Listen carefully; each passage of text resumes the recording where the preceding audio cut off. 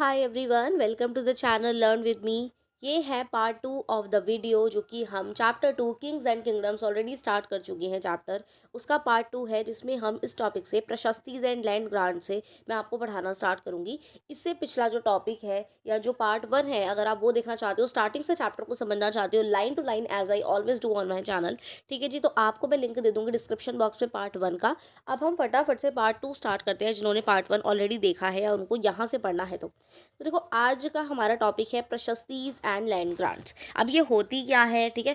अब आप सोचोगे यहाँ पे लैंड लिखा है तो ज़मीन से रिलेटेड कोई चीज़ है, कोई ग्रांट है, ग्रांट होती है परमिशन, है ना। तो अब ये चीज़ क्या है, हम ये पढ़ेंगे। So prashastis contain detail that may not be literally true.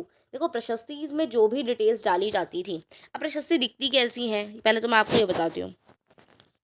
देखो, प्रशस्ति जो होती है ना, वो जनरली कॉपर प्लेट्स आप कह सकते हो, मतलब मेटल की बनी हुई होती है, मोस्ट प्रोबेबली कॉपर की बनी हुई होती है, ठीक है। So but they tell us, देखो प्रशस्ति जो भी इसमें डिटेल लिखी होती है, कॉपर की मेटल की प्लेट है समझ लो, और उसमें लैंग्वेज में अपनी लिखे होते हैं। जैसे ज़्यादातर जो वैदिक संस्कृत है या अलग अलग लैंग्वेजेस जो पढ़ने में थोड़ी डिफिकल्ट लगती है हमें, ठीक है, तो वैसे लिखी होती है।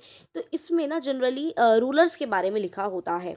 अब रूलर के बारे में लिखा होता है और लिखवाया जाता है ब्राह्मण्स के द्वारा, ठीक है। एक आपको मैंने जनरल डिस्क्रिप्शन दे दिया कि प्रशस्ति इसका क्या है। अब एक बार सुनो आप। तो प्रशस्ति में जब रूलर के बारे में लिखा होता है तो इट डजंट मीन कि जो भी उसमें लिखा है वो लिटरली रूलर के बारे में ट्रू ही हो, because what ruler wanted to depict themselves as the valiant victorious warrior. क्योंकि रूलर क्या चाहते हैं कि वो अपने आप को ऐसा दिखाएं कि वो बहुत विक्टोरियस है, उन्होंने बहुत सारी रीजन को जीत लिया है या बहुत ही बलशाली हैं, आप समझ रहे हो क्यों। और ये रूलर प्रशस्ति लिखवाते क्यों हैं? रूलर प्रशस्ति लिखवाते हैं फॉर द फ्यूचर जनरेशन, कि ये उनका रिकॉर्ड रहे कि उन्होंने क्या क्या करा है अपने पास्ट में, ठीक है। तो रूलर में भी अपने आप को ऐसा भी आगे आने वाली जनरेशन्स को दिखाना चाहते होंगे, या जैसे हम है तो हमें प्रशस्ति मिलेगी। तो इट डजेंट मीन कि जो उसमें लिखा है वो एक्चुअली ट्रू है, हर बात ट्रू है, एक एक बात ट्रू है राजा के बारे में, क्योंकि राजा want to depict themselves as the victorious victorious, ठीक है। वो अपने आप को एकदम से विक्टोरियस दिखाना चाहता है। तो हो सकता है वो उसमें कुछ झोल भी हो, ठीक है। तो this were composed by the learn Brahmins. अभी प्रशस्ति राजा के बारे में, अबाउट द राजा लिखी जाती थी, तो कौन लिखता था? ये लर्न ब्राह्मण्स लिखते थे। जो ब्राह्मण्स थे वो पढ़े लिखे कैटेगरी, एजुकेशनल वे में बहुत माने जाते थे, तो बेसिकली इनके द्वारा ही लिखवाई जाती थी प्रशस्ति, who occasionally help in administration. और समहाउ ब्राह्मण जो थे वो कई बार एडमिनिस्ट्रेशन में भी हेल्प करते थे। अब यहाँ पे आप देखोगे the achievement of Nagabhata. Nagabhata एक राजा है जिसके बारे में अचीवमेंट कुछ लिखी हुई है, जो कि प्रशस्ति से हमें मिलता है। अब ये नागभट्ट कौन है मैम? नागभट्ट जो है ना, आपने अभी गुर्जारा प्रतिहारा हमने डायनेस्टी डिस्कस करी थी ना, तो उसको इस्टेब्लिश करने वाला नागभट्ट था, ठीक है। तो कुछ अचीवमेंट्स है जो कि नागभट्ट की बताई गई हैं। देखो, many rulers describe their achievements in प्रशस्ति। बहुत सारे रूलर्स ने अपनी अपनी प्रशस्ति लिखवाई हैं, ठीक है। जैसे कि आप जो है प्रशस्ति ऑफ गुप्ता रूलर, समुद्रगुप्त की भी पढ़ी थी आपने, है ना, लास्ट ईयर आपने पढ़ी थी 6th क्लास में, समुद्रगुप्त की, जो उसने अपने बारे में लिखवाया था। तो ऐसे बहुत सारे रूलर्स ने अपनी प्रशस्ति लिखवाई, जिन्होंने उसमें अपनी ब्राह्मण से लिखवाई और बड़ाई करवाई है, ठीक है। और जितनी होगी में भी उससे थोड़ा बढ़ा चढ़ा के एग्जैजरेट करके भी लिखवाया गया है। तो बेसिकली यहाँ क्या है, देखो, one prashasti written in the Sanskrit and found in the Gwalior. एक प्रशस्ति है जो कि संस्कृत में लिखी गई थी और it was found in Gwalior Madhya Pradesh में। और वो डिस्क्राइब करती है रिगार्डिंग द नागभट्ट, ठीक है। नागभट्ट जो था प्रतिहारा किंग था, वो ये मैंने आपको बोला, गुर्जारा प्रतिहारा जिसने स्टैब्लिश करा, वो किंग नागभट्ट था, ठीक है जी। सो द अब इसने इस प्रशस्ति में जो हमें मध्य प्रदेश ग्वालियर से मिली है, उसमें क्या लिखा हुआ है नागभट्ट के बारे में? ऑब्वियसली संस्कृत लैंग्वेज में। ब्राह्मण जो थे देवर एक्चुअली कंपोज द प्रशस्ति इन द संस्कृत लैंग्वेज। तो यहाँ पे क्या है, देखो, यहाँ पे लिखा हुआ है नागभट्ट के बारे में, द किंग ऑफ आंध्रा, की ये आंध्रा का किंग है, आंध्र प्रदेश, समझ रहे हो। और सिंधवा, सिंधवा मतलब सिंध, ठीक है।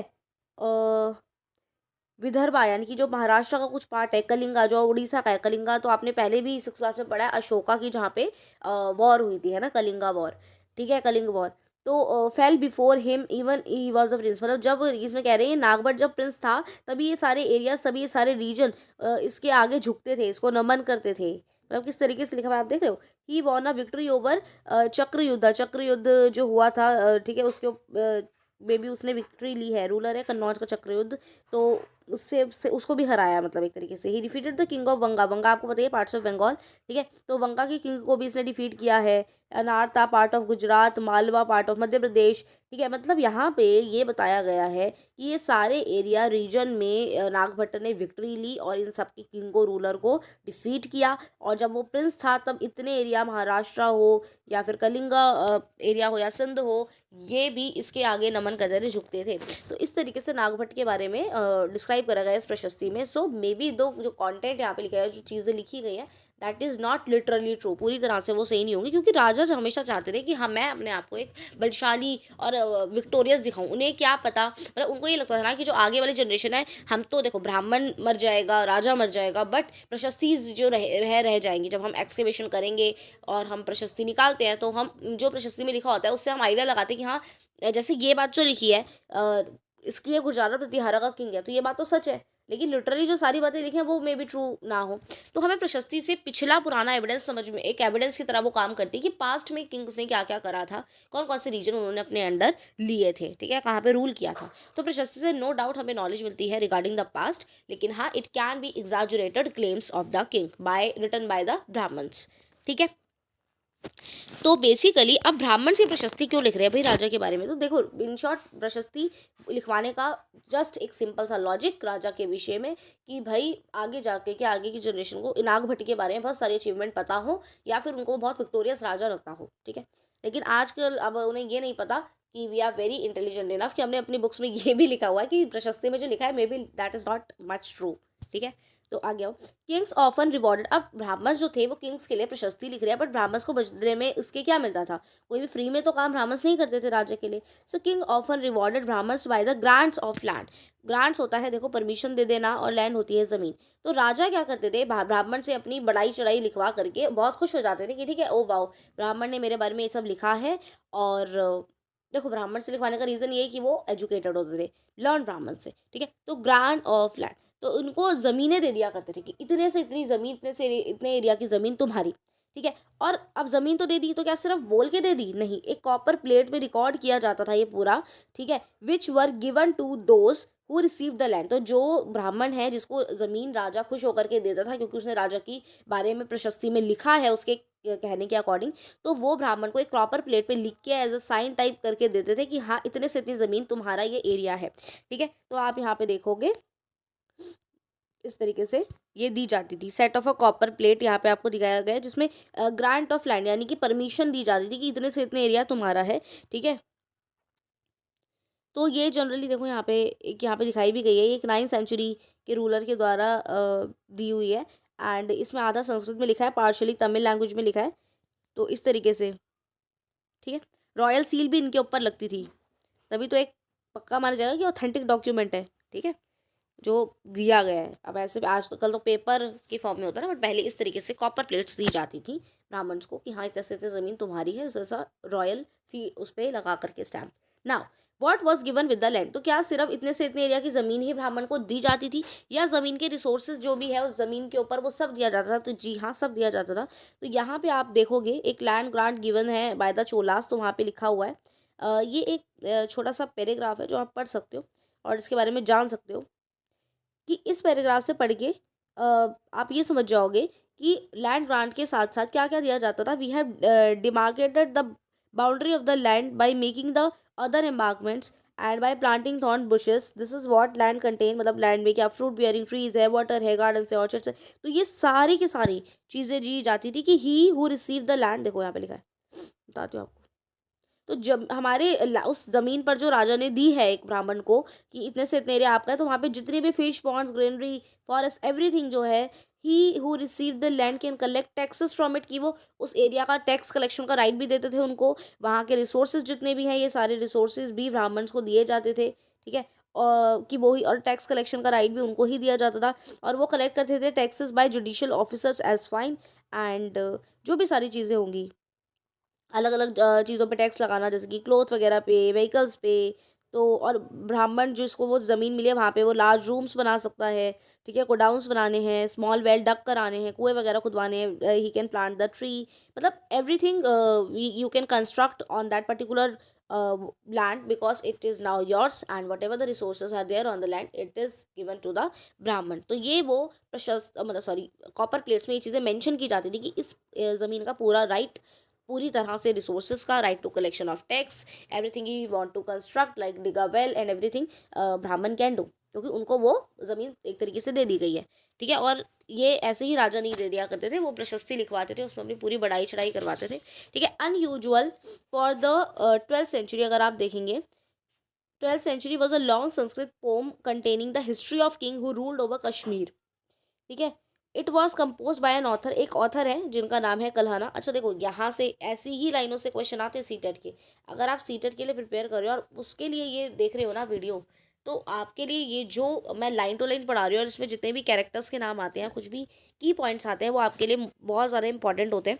In fact I have thought that जो भी मैं चैप्टर कवर कराऊंगी, जैसे हम पार्ट्स में चैप्टर कवर करते हैं क्योंकि बहुत बड़े बड़े चैप्टर्स हैं, तो आप उस सारे पार्ट्स को देख लो, उसके बाद I will provide you with the summary of the particular chapter. तो उस समरी में जितना भी इम्पॉर्टेंट हेडिंग्स की पॉइंट्स होते हैं वो भी मैं आपको उस वीडियोस के थ्रू बताया करूँगी। तो अभी हम चैप्टर 1 ऑलरेडी कंप्लीट कर चुके हैं, तो चैप्टर 1 की summary video you will see on my channel very soon. ठीक है जी, अभी आप यहाँ पे वापस आओ। हाँ जी, तो अभी तक आपको समझ में आ गया होगा कि किस तरीके से ये चीज़ें वर्क करती थी। अभी जो हमने सामंता का कॉन्सेप्ट पढ़ा था वो भी इसी से रिलेटेड है कि जब ब्राह्मण्स को एक पर्टिकुलर रीजन या ज़मीन दे दी जाती थी, तो ब्राह्मण भी अल्टीमेटली फिर वो क्या करते थे, या जिनको भी नागभट्टा ने से ज़मीन दे दी, तो अब वो अल्टीमेटली अपने ओवरलॉर्ड को ओवरथ्रो करने का ट्राई करेंगे when they got the power. ठीक है, तो इस तरीके से था। अच्छा, यहाँ पे ना एक ये पॉइंट है, ये पैराग्राफ है जो कि 1 मार्क्स में कई बार आ जाता है। If I talk about CTET, तो अगर आप सीटेट की प्रिपरेशन कर रहे हो और उसके लिए आप एनसीईआरटी पढ़े हो और तब आप मेरी वीडियो देख रहे हो, तो ये लाइन टू लाइन मैं आपको पढ़ाती हूँ, तो आपके लिए यूज़फुल होता होगा। अगर होता है तो you can tell me in the comment section below. ठीक है, यहाँ पे एक बात लिखी हुई है, 12th सेंचुरी में एक जो है हमें संस्कृत पोम मिलती है जो कि हिस्ट्री है किंग कहाँ के king the ruler of Kashmir की, और जो कंपोज की गई थी वो थी author named Kalhana, and he use variety of sources का उन्होंने यूज़ करा। यानी कि इन शॉर्ट इसमें क्या बताया गया कि कल्हाना नाम के एक ऑथर थे जिन्होंने जो जितने भी रूलर रहे हैं कहाँ के, कश्मीर के, जितने भी किंग्स ने कश्मीर पे रूल किया है, तो उनकी हिस्ट्री एज अ पोएम के रूप में, लॉन्ग संस्कृत पोम्स के रूप में लिखी कश्मीर के किंग्स के रिगार्डिंग। और जो भी कल्हाना ने कंपोज की पोएम्स, ये बहुत सारे वेराइटी ऑफ सोर्सेज का यूज़ करके करी, जिसमें इंस्क्रिप्शन, डॉक्यूमेंट्स और बाकी सारी चीज़ें, कुछ आई विटनेस अकाउंट, तो पूरी अर्लियर हिस्ट्री को बताया है उन्होंने। ठीक है, तो कल्हाना के द्वारा जो लिखी हुई पोम्स हैं उससे हमें कश्मीर के रूलर्स के बारे में पता चलता है। एंड ऑल्सो इसने जो ये प्रशस्ति की तरह नहीं थी, जैसे प्रशस्ति में तो क्या होता था कि ब्राह्मण जो थे वो एग्जैजुरेटेड क्लेम भी लिखते थे जो राजा उनको लिखने को बोलते थे, लेकिन इन्होंने ऐसा नहीं किया। He was often critical about the rulers and there policies. तो ये जो कल्हाना ने लिखा in the poems regarding the history of the Kings of Kashmir, तो वो काफ़ी रियल एविडेंसेस या फिर रियल डॉक्यूमेंट्स, इंस्क्रिप्शंस, मतलब अकॉर्डिंगली रियल सोर्सेज के बेसिस पर ही था। ठीक है, तो इतना एग्जैजुरेटेड क्लेम इन्होंने ही प्रशस्ति की तरह नहीं लिखा है। ठीक है जी, तो ये आ सकता है। अब इसके अलावा हमारा जो नेक्स्ट टॉपिक स्टार्ट होता है वो है वॉरफेयर फॉर वेल्थ। अच्छा, आप यहाँ तक अगर मेरे साथ वीडियो देख रहे हो या आपने पार्ट 1 मेरे साथ चैप्टर में पढ़ा, आप जुड़े हो मेरे साथ, तो thank you so much for it first of all. So I right now have some 162 subscribers and I don't know which number we will get up to. I hope it will increase. But the point is that कि जो भी लोग मेरे साथ जुड़े हैं, thank you so much for that. I think you understand the topics, that's why you have subscribed it. तो अगर आप नए हैं चैनल पे और आपको लगता है कि this channel is going to help you in the future as well, क्योंकि हम क्या करेंगे ना, अभी हम 7th क्लास के एनसीईआरटी से स्टार्ट करे हुए हैं, हम धीरे धीरे 8, 9, 10th और इस तरीके से हम आगे आगे बढ़ेंगे। तो जो एनसीईआरटीज़ होती हैं वो क्रक्स होती हैं। ठीक है, आप किसी कॉम्पिटेटिव एग्जाम के लिए जाओ, अगर आप, मैं जनरली टीचिंग लाइन की अगर बात करूँ, ठीक है, टीचिंग एग्जाम्स की, तो उसमें एनसीईआरटी का बड़ा रोल प्ले होता है। तो इसके लिए अगर आपको लगता है कि, और अगर आप 7th 8th के स्टूडेंट हैं, तो आप बिल्कुल चैनल को सब्सक्राइब कर लीजिए, because this will be fruitful for you. और I will also try to upload videos regularly on my channel. ठीक है जी, तो आते हैं आगे। So whatever knowledge I have, I just try to share it with you. तो अगर आपको लगता है कि इट हेल्प यू, तो you can subscribe it, and आप मुझे कमेंट सेक्शन में बता सकते हो कौन सा चैप्टर आपको नेक्स्ट चाहिए एक्सप्लेनेशन के लिए। ठीक है जी, अच्छा, वॉरफेयर फॉर वेल्थ, तो वेल्थ के लिए, पैसों के लिए लड़ाइयाँ होती थी। ये बहुत हिस्ट्री में हमने देखा है कि जितने भी रूलर्स ने लड़ाई करी हो किसी पर्टिकुलर रीजन को हड़पने के लिए, क्योंकि वहाँ उस ज़मीन पर, उस रीजन पर रिसोर्सेज होते हैं, नेचुरल रिसोर्सेज होते हैं, बहुत सारी चीज़ें। तो हर किसी ने लड़ाइयाँ करी हैं वेल्थ के लिए। तो अभी अब तक आपने नोटिस करा होगा, you may have notice that each of this ruling dynasties जितनी भी रही हैं was based in the specific region. जो भी डायनेस्टी थी वो स्पेसिफिक रीजन की वजह से, गुजारा प्रतिहारा का एक पर्टिकुलर रीजन है कि उन्होंने उस रीजन में रूल किया है, ठीक है। कश्मीर के जो किंग्स हैं उनका अपना एक कश्मीर के रीजन में उन्होंने रूल किया, तो इस तरीके से एट द, अभी आप आगे भी दिल्ली सुल्तान मुगल्स के बारे में पढ़ेंगे तो इस तरीके से। At the same time they try to control other areas. तो जो भी उनका स्पेसिफिक रीजन होता था तो होता था, they also try to capture the other areas. जो आस पास के रीजन है वो उसको भी कैप्चर करने की कोशिश करते थे, अपने अंदर लेने की, अंदर लाने की कोशिश करते थे। पर्टिकुलरली जैसे अगर आप, मतलब उसके पीछे रीज़न है, रीज़न सिंपल सा है बहुत, कि जितना बड़ा एरिया एक किंग के अंडर में होता है, ठीक है, तो उतना ही वो पावरफुल अथॉरिटेटिव माना जाता है और उतनी ही उसके पास रिसोर्सेज होते हैं, उतनी उसके पास अथॉरिटी होती है। बहुत सिंपल सी बात है, ठीक है। तो वॉरफेयर होना, लड़ाई या युद्ध होना वेल्थ के लिए, ये सब हमारी हिस्ट्री में आपने देखा है। कई डायनेस्टी आई हैं, एक दूसरे से लड़ाइयाँ करी हैं लोगों ने और रीजन्स जीते हैं। तो prized area was the city of Kannauj in the Ganga valley for century, ruler belonging to, अब थोड़ा सा हम तीन डायनेस्टीज हमने पीछे नाम, मैंने आपको स्टार्टिंग में मैप दिखाया था, गुर्जारा प्रतिहारास, राष्ट्रकूटास और पालास डायनेस्टी। तो कैसे इन्होंने फाइट करी, कहाँ किस एरिया के लिए करी, तो वो मैं आपको इस वाले पैराग्राफ से समझाऊंगी। ये हमारा टॉपिक है वॉरफेयर फॉर वेल्थ। तो तीनों जो हमने डायनेस्टीज पढ़ी उनसे रिलेटेड जो है हम कुछ चीज़ें जानेंगे, ठीक है। तो देखो, एक सिटी थी कन्नौज, ठीक है, इस जो कि गंगा वैली के पास थी। तो फॉर सेंचुरीज, कई सालों तक जो रूलर्स थे, कौन कौन से रूलर्स, जो गुर्जारा प्रतिहारास थे, राष्ट्रकूटास थे या पाला डायनेस्टी के रूलर थे, they fought for the control over the Kannauj. तो तीनों ही डायनेस्टी ने आपस में लड़ाई करी है एक पर्टिकुलर रीजन जिसका नाम था कन्नौज, उसके लिए, because there were three parties in the long drawn conflict. तो एक लंबे समय तक कॉन्फ्लिक्ट चला, लड़ाई चली, युद्ध चला इन तीनों पार्टीज के बीच में। तीनों पार्टीज यानी कि तीनों डायनेस्टीज के नाम मैंने आपको बता दिए, Gurjara Pratihara, Rashtrakutas and Palas, to capture the area of Kannauj. They all three wanted to capture this particular area, they wanted to win that area.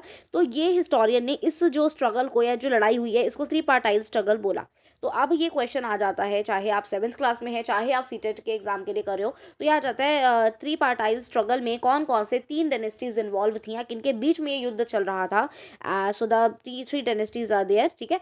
And उसके अलावा कौन से एरिया को they wanted to capture, all three of the parties was the area of Kannauj, ठीक है। गंगा यमुना के गंगा नदी के पास से, गंगा वैली के पास, तो आप समझ ही सकते हो कन्नौज का जो सॉइल होगी, फर्टाइल होगी, वहाँ पे एग्रीकल्चर के लिए बहुत अच्छा है, मतलब अपॉर्चुनिटी है ना, तो रिसोर्सेज बहुत सारे। तो दैट्स वाई जो ऐसे एरियाज होते थे इनको राजा जो थे, किंग्स जो थे, वो कैप्चर करना चाहते थे, क्योंकि यहाँ पे फिर इकोनॉमी इनकी अपलिफ्ट हो सकती है ना, इसके अकॉर्डिंग। चलो, तो rulers also try to demonstrate their power and resources by building large temples. देखो, ये चीज़ मिडवल हिस्ट्री में हमें बहुत जानने को मिलेगी। इनफैक्ट जो सदर्न पार्ट में चोला डायनेस्टी रही है, तो वहाँ भी वहाँ के जो किंग्स हैं, रूलर्स हैं, उन्होंने टेम्पल्स बनवाए। तो पहले क्या होता था, रूलर्स जो थे अपनी डेमोन्स्ट्रेट करते थे अपनी पावर की, कितने वो पावरफुल हैं और या कितने उनके पास रिसोर्सेज है, वो पता है कैसे दिखाते थे, by building the large temples. Temples बड़े बड़े बनवाते थे और अपनी, मतलब एक उनको रॉयल्टी और प्रस्पैरिटी दिखाने का उनका एक तरीका था, टू डेमॉन्स्ट्रेट देयर पावर, कि हम बहुत शक्तिशाली हैं, हमने तो मंदिर बनवाए हैं। So when they attack one another kingdom, they often choose to target the temples. तो इसलिए जब वो दूसरे, एक किंग ए है, वो अगर बी वाले किंग के रीजन को, अपना रीजन, उसका रीजन हड़पना चाहता है या उससे जीतना चाहता है, तो वो उनके टेम्पल्स पे अटैक करते थे, विच वर समटाइम एक्सट्रीमली रिच। देखो, बहुत ज़्यादा प्रॉस्पैरिटी या आप कह लो टेम्पल्स जो बनवाए जाते थे, बहुत ही अच्छे वाले मार्बल्स का यूज़ करके, या बहुत सोने की मूर्तियाँ रखी हुई हैं, मतलब इस तरीके से। तो एक्सट्रीमली वेल्थ जो है होती थी टेम्पल्स के अंदर, जो पुराने ज़माने के राजा बनवाते थे, ठीक है। अच्छा, आ गया ये जो हिस्ट्री में रूलर से बनवाया, ठीक है। तो one such ruler is Mahmud of Ghazni. अच्छा, ये हम पढ़ेंगे थोड़ा सा महमूद ऑफ गजनी के बारे में, ठीक है। ये कौन था, अफगानिस्तान से ये का ये रूलर था। He raided the subcontinent 17 times. अब आप ये देख लो, उसने इंडियन सब कॉन्टिनेंट पे, इंडिया पे 17 टाइम्स जो है वो आया है। 1000 से 1025 के बीच में रिलीजियस मोटिव के साथ, और उसने टारगेट करा वेल्दी वेल्दी टेम्पल्स को, जो कि एक गुजरात का सोमनाथ टेम्पल है, including that as well. Much of the wealth उस महमूद ने कैरी करी, मतलब एक तरीके से लूटा, ठीक है, रेडेड यानी कि लूटने के लिए वो टेम्पल पे लोग अटैक करते थे, क्योंकि टेम्पल में एक्सट्रीमली वेल्थ होती थी, ठीक है, एक्सट्रीम वेल्थ होती थी। तो महमूद ने क्या करा, महमूद ऑफ गजनी ने 17 टाइम्स ही हैड रेडेड, लूटा पार्टी के लिए वो आया है, टारगेट किया उसने टेम्पल्स को, including the Somnath temple of Gujarat का, जो आज का जिसको आप जानते हैं सोमनाथ टेम्पल, ठीक है, and carried away and was used to create a splendid capital city at Ghazni, क्योंकि वो यहाँ से अपने वेल्थ चुरा करके, पैसे और सोना ये सब ले जा करके अपनी जो सिटी थी वहाँ की गजनी, उसको मतलब कैपिटल सिटी बनाना चाहता था उसको, और वहाँ पे अपना फाइनेंस लगाना चाहता था, समझ रहे। तो ये एक कॉन्सेप्ट, इस तरीके से बाहर से भी इन्वेडर्स ने अटैक किया है हमारे यहाँ to take up the wealth, हमारी वेल्थ लेने के लिए वॉर्स करिए या हमला किया है, ठीक है। Other Kings who engage in the war fair included the अच्छा मानास लेटर नोन एज चौहान्स, ठीक है। अच्छा, कुछ और भी लड़ाइयाँ जो लड़ी गई हैं फॉर द वेल्थ। यहाँ पे इस पैराग्राफ से हम यही जान रहे हैं कि वेल्थ के लिए कौन कौन सी वॉरफेयर हुई है। एक हमने इन्वेडर का पढ़ लिया जो बाहर से अफगानिस्तान से महमूद ऑफ गजनी आया, ठीक है। उससे पहले हमने क्या पढ़ा था, हमने पढ़ा था उससे पहले कन्नौज एरिया के लिए त्रिपाटाइल जो स्ट्रगल हुई थी वो भी वेल्थ के लिए थी, क्योंकि कन्नौज में बहुत सारी वेल्थ थी, गंगा वैली के पास था। इसके अलावा हम कुछ और भी पढ़ेंगे कि क्या क्या वॉर्स हुई है फॉर द वेल्थ, ठीक है। उसके बाद जो इस चैप्टर में आप आगे पढ़ोगे, अभी ये पैराग्राफ मैं आपको पढ़ाती हूँ, एक बार थोड़ा सा बता दूँ आगे हम क्या पढ़ेंगे। उसके बाद हम चोला डायनेस्टी के बारे में क्लोजर लुक लेंगे, ठीक है, जो सदर्न पार्ट में, और मैंने आपको उससे थोड़ा सा रिगार्डिंग बताया भी कि टेम्पल्स बहुत फेमस रहे हैं चोला डायनेस्टी के।